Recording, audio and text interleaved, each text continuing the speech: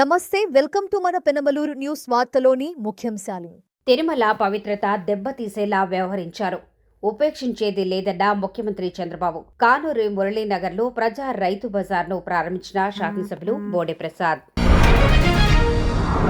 పవిత్రతను కాపాడుకోవాల్సిన బాధ్యత అందరిపై ఉంది.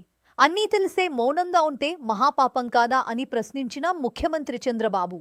కరుడుగట్టిన నేరస్తులు అసత్యాన్ని నమ్మించేందుకు చేసే ప్రయత్నమే కల్తీ లడ్డు విషయంలో జగన్ చేస్తున్నాడని ముఖ్యమంత్రి చంద్రబాబు ధ్వజమెత్తారు. జరిగిన అపవిత్రాన్ని సరిచేసేందుకు దేవుడు కల్పించిన మహాసంకల్పంగా తిరుమల లడ్డు వ్యవహారాన్ని తీసుకుంటున్నామని ఆయన తెలిపారు. ఈ వ్యవహారాన్ని కూటమి నేతలంతా సమావేశమై ఏం చర్యలు తీసుకోవాలి, ఎలా ముందుకు వెళ్లాలని చర్చించారు. అనంతరం కూటమి నేతలు మీడియాకు వివరాలు వెల్లడించారు. ఈరోజు ఒకసారి ఆలోచిస్తే నాకు వెంకటేశ్వర స్వామితో ఒక విధంగా మా ఇంటి కులదైవం. అంతేకాకుండా నేను చిన్నప్పటి నుంచి మా ఊరి నుంచి లేకపోతే మా ఇంటి దగ్గర నుంచి వెంకటేశ్వర స్వామి నామాలు మంగాపురం ద్వారా కనపడుస్తూ ఉంటాయి. అది చూసినప్పుడంతా ఆ భక్తిభావం కానీ ఆయన యొక్క ప్రభావం రీఇన్ఫోర్స్ అవుతూ వచ్చేది. మేము చిన్నప్పుడు బ్రహ్మోత్సవాల సందర్భంలో శనివారం వస్తే ఒక్క పొద్దులుండి మొక్కులు చెల్లించుకున్న తర్వాతనే భోంచేసి సాంప్రదాయ ప్రకారం పెరిగాం. ప్రతి సంవత్సరం పరీక్షలు రాసిన తర్వాత దేవుని దగ్గరికి నడిచిపోయి అక్కడి నుంచి మళ్ళీ నడిచి తిరుపతికి వచ్చేవాళ్ళం. ఈ దారిలో పోయి ఆ దారిలో వచ్చేవాళ్ళం. అలాంటిది ఇటీవల కాలంలో కొన్ని అపచారాలు జరిగే పరిస్థితి వచ్చింది. నేను ముఖ్యమంత్రిగా ఎప్పుడు ఏది కూడా వైలేట్ చేయకుండా ఒక పద్ధతి ప్రకారం వెళ్తూ వచ్చాను. 2003లో నా మీద హత్యా ప్రయత్నం జరిగింది. అది సాక్షాత్తు అలిపిరిలో. ఆ రోజు నేను ఒక పవిత్రమైన కార్యక్రమానికి శ్రీకారం చుట్టాను. అది ప్రాణదానం, కార్పస్ అభివృద్ధి చేయడానికి సిమ్స్లో ప్రారంభించి ఆ రోజే ఆనాటి చైర్మన్ టీటీడీ ఆదికేశులు గారు 1 కోటి రూపాయలు ఫస్ట్ విరాళం ఇస్తే దాన్ని అక్నాలెడ్జ్ చేసి అనౌన్స్ చేసి కొండపై పోయేటప్పుడు దగ్గర 23-24 క్లేమోర్ మైన్స్ నా మీద ప్రయోగించడం, కొన్ని క్లేమోర్ మైన్స్ వచ్చి నా కారు కొట్టడం. ఆ రోజు కూడా ఒక పవిత్రమైన రోజు అది. ఎందుకంటే బ్రహ్మోత్సవ సందర్భంగా ప్రభుత్వ లాంఛనాలు దేవునికి ఇచ్చే సందర్భం. అక్కడి నుంచి మామూలుగా అయితే బతికే సమస్య లేదు. అది నాకు పునర్జన్మ. సాక్షాత్ వెంకటేశ్వర స్వామి దిగొచ్చి నన్ను కాపాడాడు తప్ప లేకపోతే ఏ విధంగా కూడా బ్రతికే సమస్య లేదు. అలాంటివి చూసినప్పుడు దేవుడిని నమ్మకుండా ఉండలేము.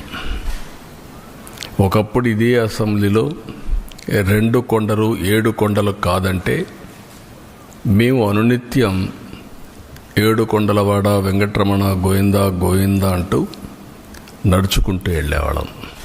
ఆ విషయం జ్ఞాపకం చేశాను. ఇది భక్తుల మనోభావాలతో ఆడుకోవద్దండి అని చాలా స్పష్టంగా చెప్పాం. గడిచిన 5 సంవత్సరాలు వీళ్ళ ప్రవర్తన పరాకాష్ఠకెళ్ళింది. వీళ్ళ అధికారం ఉన్నప్పుడు రాముడి తల తీసేస్తే నేను అక్కడికి పోయి అడగడానికి, వాస్తవాలు చూడడానికి పోతే తిరిగి నా మీద కేసు పెట్టారు. అంతర్వేదిలో రథం తగలబడిపోతే అడిగితే కంతిరీగలు కాల్చాయి, అంతేగాని ఎవరికి సంబంధం లేదని. ఆంజనేయుడి తోక కట్ చేసి పగలు కొడితే అడిగితే ఆ రోజున్న పాలకుల యొక్క గర్వం చూస్తే బొమ్మే కదా, ఏమైపోతుంది, మళ్ళీ ఇంకో బొమ్మ పెట్టుకోండి అని మాట్లాడారు. అదే మరి ఇవన్నీ జరుగుతూ ఉంటే చర్యలు తీసుకోకుండా తిరిగి మా పార్టీలపైనే బ్లేమ్ చేయడం మొదలుపెట్టారు. మేమే చేసి మేమే ఎన్ని బయట పెడుతున్న పరిస్థితికి వచ్చారు. తిరుమల ఈరోజు ఏదైతే చెప్పారో ఈరోజు వచ్చింది కాదు. 2022లో వీళ్ళు పంపించిన రిపోర్ట్ ప్రకారం TFTRI చాలా స్పష్టంగా కల్తీ జరుగుతుందని చెప్పారు. డెలిబరేట్గా తొక్కిపెట్టారు, యథేచ్ఛగా కొనసాగించారు. నేను ముఖ్యమంత్రి కాకమునుపు నేను చాలాసార్లు ప్రయత్నం చేశాం, పోరాడాం. కడాను నేను ముఖ్యమంత్రి అవుతానే నేను నిర్ణయాలు తీసుకున్న దాంట్లో ప్రధానమైన నిర్ణయం, ముఖ్యమంత్రిగా ఫంక్షన్ చేయాలంటే ఒక ప్రిన్సిపల్ సెక్రటరీ ఉండాలి. ఫస్ట్ ప్రిన్సిపల్ సెక్రటరీని పోస్ట్ చేశాను. రెండోది, మానవ సేవ చేయకమునుపు మాధవ సేవ కోసరం, దేవుని సేవ కోసరం నేను ఎన్నికల్లో ఏదైతే చెప్పానో ప్రక్షాళన చేస్తానని దానికోసం టీటీడీ ఈఓని శ్యామలరావుని సెలెక్ట్ చేసి సంతకం పెట్టాను. ఈ రెండు చేసిన తర్వాతనే రెగ్యులర్ కార్యక్రమాలకు నేను వెళ్ళాను. అదే సమయంలో వెళ్ళిన తర్వాత అక్కడ జరిగే పరిస్థితులు చూసి ఇక్కడ పొరపాట్లు ఉన్నాయి కాబట్టి మనం టెస్ట్ చేయాలనే ఉద్దేశంతో అక్కడ శాంపుల్ తీసి NDDB పంపించారు. NDDBలో చాలా స్పష్టంగా చెప్పారు. ఆ విషయమే నేను చెప్పాను. ఈరోజు సిట్ వచ్చింది. అసలు సిట్లో మీరు చూస్తే మొత్తం కెమికల్స్తో, పామాయిల్తో నెయ్యి తయారు చేసే పరిస్థితికి వచ్చారు. ఇప్పుడే కేశవ్ గారు చెప్పినట్టు దాంట్లో మళ్ళీ ఆ కెమికల్స్ కూడా కొన్ని ఆయిల్తో తయారు చేస్తారు, కొంతమంది యానిమల్ ఫ్యాట్తో కూడా తయారు చేస్తారనే పరిస్థితికి వచ్చారు. భగవంతుడి ముందు మోకరిల్లే వరకు వదలమన్న ఉప ముఖ్యమంత్రి పవన్ కళ్యాణ్. భగవంతుడిపై పగపట్టి 7 కొండల్ని 2 కొండలుగా చిత్రీకరించిన నేపథ్యం వైఎస్ఆర్సీపీదని ఉప ముఖ్యమంత్రి పవన్ కళ్యాణ్ ఆరోపించారు. భగవంతుడితో పెట్టుకున్నవాడు సర్వనాశనమైపోతాడు తప్ప బతికి ఉన్న దాఖలాలు లేవని అన్నారు. ఇప్పటికైనా చేసిన మహాపాపానికి దేవుణ్ణి క్షమాపణ కోరకుంటే మట్టి కరిసిపోతారని మండిపడ్డారు. భగవంతుడికి మోకరిల్లే వరకు విషయాన్ని వదిలిపెట్టమని ఆయన హెచ్చరించారు. తిరుమల లడ్డూ కల్తీ వ్యవహారంపై ఎలా ముందుకు వెళ్లాలనే అంశంపై కూటమి నేతలు సమావేశమై చర్చించారు. 2019 నుంచి 2024 వరకు వారి పాలనలో, వైసీపీ పాలనలో చాలా సంఘటనలు జరిగినాయి. రిలీజియస్గా దానిని ఒక సెన్సిటివ్ ఇష్యూ జరిగినాయి మాట్లాడటానికి. ఉదాహరణకి రామతీర్థంలో రామచంద్రమూర్తి శ్రీరాముడు ఈ దేశం కొలిచే శ్రీరామచంద్రుడి విగ్రహాన్ని శిరిచ్ఛేదం చేస్తే ఎవడో ఆకతాయి చేశాడు, ఎవడో పిచ్చోడు చేశాడు. పిఠాపురంలో అశుద్ధంతో విగ్రహాలని చేస్తే ఒక గుడిలో దాన్ని కూడా ఎవడో పిచ్చోడు చేశాడు. ఈ కల్తీ లడ్డుల నేపథ్యం గురించి మనం ఎవరి గురించి మాట్లాడుకోవాలి, వాళ్ళ గురించి తెలుసుకోవాలి కొంత. అలాగే దుర్గమ్మ వారి ఆలయంలో వెండి విగ్రహాలు మన దొంగతనం జరిగితే ఇవి పోతే ఇంకోటి కొనుక్కుందాం, దీనికి ఏంటి బిల్డింగ్లు మేడలు కడతాం, మిద్దెలు కడతామా. అలాగే అంతర్వేదిలో రథం కాలిపోతే ఎవడో పిచ్చోడు చేశాడు. ఇలాంటి సంఘటనలు నెల్లూరు నుంచి మొత్తం రాష్ట్రం నలుమూలల 219 సంఘటనలు ఇలాంటి జరిగినాయి. డెసక్రేషన్ ఆఫ్ టెంపుల్స్, దేవాలయాలు కావచ్చు, దేవాలయ పరిసర ప్రాంతాలు, దేవాలయాలు అపవిత్రం చేయటం. ఎక్కడ కూడా ఒక్కరి నేను నిర్ణయం తీసుకున్న దాఖలాలు ఎక్కడా లేవు. ఇలాంటి నేపథ్యంలో కూడా ప్రత్యేకించి జనసేన నుంచి కానీ మేము ఎక్కడ చాలా దాన్ని పొలిటికల్గా కానీ దానికి ఒక మైలేజ్ వస్తుందేమో, దాని ఒక ఎమోషనల్ ఓట్ బ్యాంక్, అసలు ఆ నిర్ణయం ఎప్పుడు తీసుకోలేం. పదే చెప్పాము, కరెక్షన్ చేశాను తప్ప. అంత నిబద్ధత పాటించిన మేము స్వామివారి పాదాల చెంత రక్షింపబడ్డ గౌరవ ముఖ్యమంత్రి నారా చంద్రబాబు గారు కానీ చాలా జాగ్రత్తగా అప్రమత్తతోనే మాట్లాడతాం, చాలా జాగ్రత్తగా మాట్లాడతాం. ఎన్డీఏ సమావేశంలో మా అందరినీ ఉద్దేశించి మేమందరం కూర్చొని మాట్లాడే సమయంలో NDDM national dairy development board ఈ రిపోర్టు గౌరవ ముఖ్యమంత్రి గారు మాకు చదివి వినిపించారు. 3 రిపోర్ట్స్లో ఒక దాంట్లో వెజిటబుల్ ఆయిల్స్, నెయ్యి లేదు ఇందులో, అంటే ఏ స్థాయికి వీళ్ళు చేశారని చెప్తూ దాంట్లో ఒక రిపోర్ట్లో ఫిష్ ఆయిల్ ఉందనేది, ఇంకో దాంట్లో బీఫ్ టాలో ఉందనేది, ఇంకో దాంట్లో లాడ్ పంది కొవ్వు ఉందనేది, ఇంకో దాంట్లో గొడ్డు కొవ్వు ఉందనేది. ఇది చాలా సెన్సిటివ్ ఇష్యూ. ఇది ఒక రిపోర్ట్, అది సాలిడ్ రిపోర్ట్. అది ఇది మాట్లాడేటప్పుడు మేము ఆలోచించుకొని మాట్లాడి, నేను కూడా దాన్ని ముందుకు తీసుకెళ్ళినప్పుడు పర్యవసానాలన్నీ ఆలోచించి, కానీ నేను కూడా అనుకుని ఇది చెప్పాలా లేదా. ముఖ్యమంత్రి గారు చెప్పారు దీన్ని ఎంత తీసుకెళ్ళాలి, ఎందుకంటే మా భయం ఏంటంటే సెన్సిటివ్ అయ్యి మనం చేసేసామా. భగవంతుడితోటి మీకు గతంలో చెప్పినట్టుగా రామచంద్రమూర్తిగా విగ్రహం తల నరికేస్తే రామతీర్థంలో, దాన్ని చేయడం మళ్ళీ ఇప్పుడు చేసి దీని మీద మనం తప్పుగా అనుకుంటారా, లేదంటే దీన్ని కూర్చోబెట్టి రాజకీయ పరంగా లబ్ధి పొందుతారు, ఇలా ఆలోచిస్తారని చెప్పి 1-2 రోజులు ఆలోచించినా కానీ చెప్పకపోతే ఏం జరుగుతుంది. రేపు పొద్దున మీ అందరికీ తెలిసి కూడా మీరు ఎందుకు మాట్లాడలేదు, అదొక ప్రశ్న ఉంటుంది. అందుకని దాన్ని మాట్లాడాల్సి వచ్చింది. ఎందుకంటే ఆల్రెడీ మేము గవర్నమెంట్ ఫామ్ అయ్యాం, 5 years మేమే ప్రభుత్వంలో ఉంటాం. ఇది లాస్ట్ 6 నెలల్లో ఏదైనా ఉందంటే ఒక మేము ఇలాంటి ఏదైనా చేసాం ఒక అర్థం ఉంటుంది. వచ్చిన 2 నెలలు మాకు ఏం అవసరం ఉంది, 5 years ఈ ప్రభుత్వమే ఉంటుంది.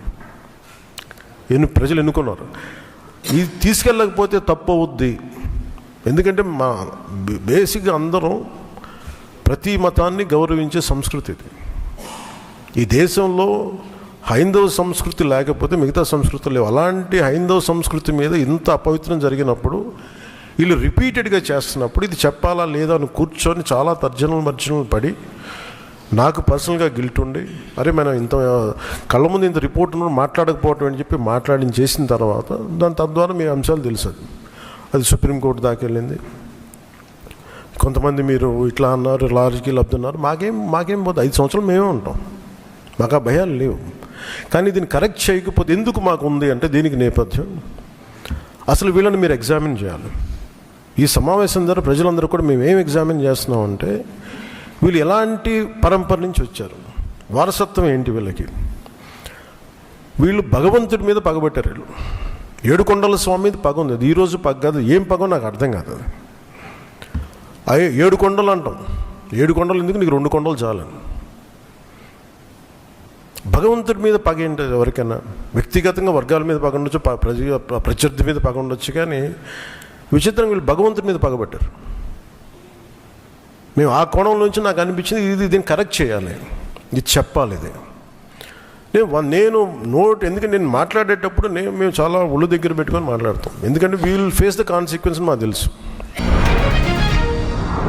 ఎన్నో ఏళ్లుగా నిరుపయోగంగా ఉన్న డంపింగ్ యార్డ్ షెడ్ను ప్రజలకు ఉపయోగపడేలాగా రైతు బజార్ను ఏర్పాటు చేశామని ప్రజా రైతు బజార్ ప్రారంభంలో ఎమ్మెల్యే బోండ ప్రసాద్ అన్నారు. పెనమలూరు నియోజకవర్గం తాడిగడప మున్సిపాలిటీ పరిధి కానూరు మురళీనగర్లో గత కొన్ని సంవత్సరాలుగా చెత్త డంపింగ్ యార్డ్ కోసం ఏర్పాటు చేసిన షెడ్డులో అసాంఘిక కార్యక్రమాలు నిర్వహించడం గమనించి ప్రజాధనంతో ఏర్పాటు చేసిన షెడ్డులు ప్రజలకు ఉపయోగపడేలాగా ప్రజా రైతు బజార్ని ఏర్పాటు చేసి ఎమ్మెల్యే బోండ ప్రసాద్ ప్రారంభించారు. ఈ సందర్భంగా ఎమ్మెల్యే మాట్లాడుతూ, త్వరలో కానూరులో మరో రైతు బజార్ ఏర్పాటు చేయబోతున్నాం. 1.5 ఏళ్ల కాలంలో అభివృద్ధితో కానూరు చరిత్ర తిరగరాశాము. విజయవాడతో సమానంగా కానూరు అభివృద్ధి చెందుతుందని స్పష్టం చేశారు. తాడిగడప మున్సిపాలిటీలో మరొక రైతు బజార్ని ప్రారంభించడం జరిగింది. దాదాపుగా 3.5 నుంచి 4 లక్షల మంది ప్రజలు నివాసిస్తున్న ఈ మున్సిపాలిటీలో, అంటే ఓట్లు దగ్గరికి వచ్చేసరికి దాదాపు 1,75,000 దాకా ఉన్నాయి.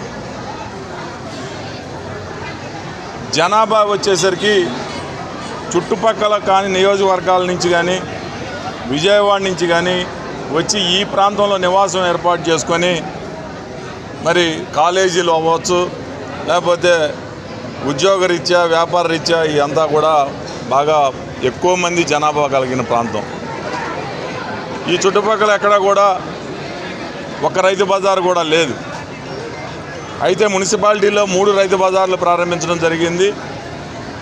రాబోయే నెల రోజుల్లో ఇంకొక రైతు బజార్ను కూడా ప్రారంభించబోతా ఉన్నాం. ఇవన్నీ కూడా ప్రజా రైతు బజార్లు. కొన్ని విమర్శించే నోర్లకి మేము సమాధానం చెప్పుకోవాల్సిన అవసరం కూడా మాకు ఉంది. ఎక్కడా కూడా ఒక్క రూపాయి కూడా ప్రజల నుంచి ఎక్కువ ఎవరైతే రైతు బజార్లో వ్యాపారస్తులు ఉన్నారో రైతు బజారు రేట్లకి కూరగాయలు అమ్ముతూ ఉన్నారు. ఇంకేదో షాపులు అమ్ముతున్నారు, రెంట్ తీసుకుంటున్నారు అని చెప్పి రకరకాలుగా ప్రచారాలు చేస్తూ ఉన్నారు. నేను ప్రతిసారి కూడా ఒకటే చెప్తా ఉన్నా, ఎవరికి ఒక్క రూపాయి ఇవ్వాల్సిన అవసరం లేదు. మీకు ఎవరికైతే అలాట్ చేశామో వాళ్ళే ఈ షాపు నడుపుకోవాలి. ఎవరికైనా అద్దెకిచ్చినా కానీ అమ్ముకున్నా కానీ అంటే తొలగించబడుతుంది అని చెప్పేసి. ఇది ప్రజలకి ఉపయోగపడుతుంది. తక్కువ ధరకి కూరగాయలు ఎక్కువ మంది ఇక్కడ కొనుక్కోవడానికి ప్రజలకు ఉపయోగపడుతుంది, డబ్బులు ఆదా చేసుకోవడానికి. అలాగే దీని మీద పరోక్షంగా ఎక్కువ మంది ఉపాధి కలుగుద్ది. ప్రత్యక్షంగా ఒక 50 మంది దీని మీద బతికినా పరోక్షంగా ఇంకొక 50 మంది దీని మీద బతుకుతూ ఉంటారు.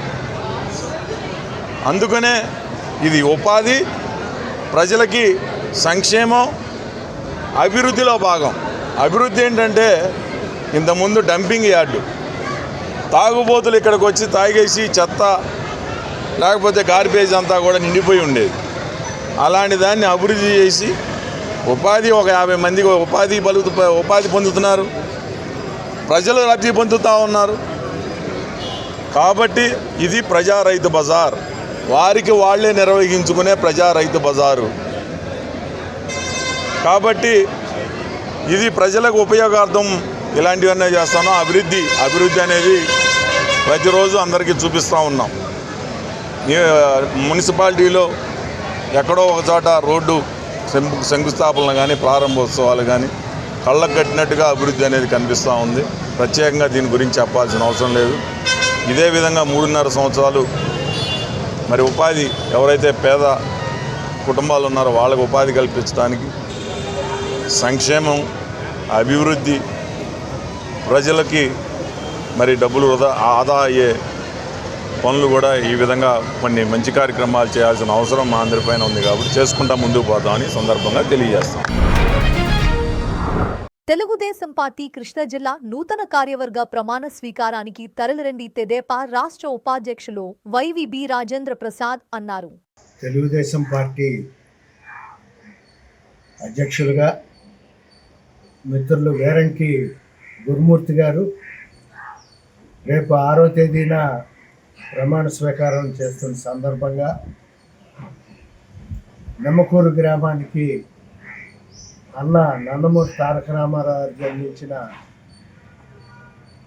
గ్రామంలో మరి ఆయన ఘనంగా నివాళులు అర్పిస్తూ గురుమూర్తి గారు ఆయన కార్యవర్గం మొత్తం కూడా 6వ తేదీన ప్రమాణ స్వీకారం చేస్తున్నారు. ఆ సందర్భంగా మన ఉమ్మడి కృష్ణా జిల్లాలోని మన తెలుగుదేశం కార్యకర్తలు, నాయకులు, ఎన్టీఆర్ అభిమానులు పెద్ద ఎత్తున హాజరయ్యి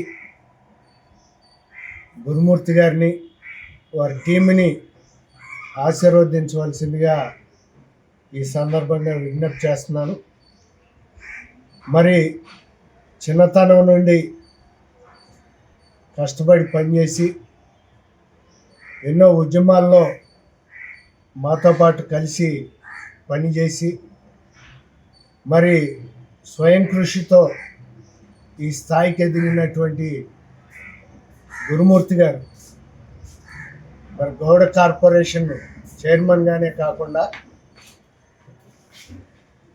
ఇవాళ కృష్ణా జిల్లా తెలుగుదేశం పార్టీ జిల్లా అధ్యక్షులుగా కూడా ప్రమాణ స్వీకారం చేయటం చాలా సంతోషం. ఆ సందర్భంగా కృష్ణమూర్తి గారికి అలాగే గురుమూర్తి గారికి నా హృదయపూర్వక అభినందనలు, శుభాకాంక్షలు తెలియజేస్తూ మా గురుమూర్తి మేము కాలేజీలో చదువుకున్న కాడి నుంచి విద్యార్థి ఉద్యమాల్లో అనేకం పాల్గొని పనిచేయటం జరిగింది. అలాగే అనేక యువజన సంఘాల్లో కూడా గురుమూర్తి చైతన్య యువజన సంఘం అని తోటలూరులో, నేను ఇక్కడ ఉయ్యూరులో ఫ్రెండ్ సర్కిల్ అని పెట్టి అనేక సామాజిక చైతన్యవంతమైన ఉద్యమాల్ని నడపటం జరిగింది. అలాగే సారా వ్యతిరేక ఉద్యమంలో, అలాగే మా పంచాయతీరాజ్ ఉద్యమాల్లో అన్నిట్లో కూడా మేము ఎంతో కష్టపడి రాష్ట్రం అలాగే కృష్ణా జిల్లా మొత్తం కూడా తిరిగి తెలుగుదేశం పార్టీలో కూడా మరి అనేక ఉద్యమాల్లో కార్యక్రమాల్లో పనిచేసి ఇవాళ గురుమూర్తి ఈ రకమైనటువంటి గుర్తింపు తెచ్చుకున్న సందర్భంగా గురుమూర్తి గారికి మా ఫ్రెండ్ సర్కిల్ తరఫున, మా మిత్ర బృందం తరఫున, మా పెనమలూరు ఉయ్యూరు తెలుగుదేశం పార్టీ నాయకులు కార్యకర్తల తరఫున అభినందనలు, శుభాకాంక్షలు తెలియజేస్తూ వార్తలు ముగించే ముందు ముఖ్యాంశాలు మరోసారి. తిరుమల పవిత్రత దెబ్బతీసేలా వ్యవహరించారు. ఉపేక్షించేది లేదన్న ముఖ్యమంత్రి చంద్రబాబు. కానూరు మురళీనగర్లో ప్రజా రైతు బజార్ను ప్రారంభించిన శాసనసభ్యులు బోడే ప్రసాద్. వార్తలు ఇంతటితో సమాప్తం. తిరిగి మరల తర్వాత ముఖ్యాంశాల్లో కలుద్దాం. అంతవరకు చూస్తూనే ఉండండి మన పెనుమలూరు న్యూస్.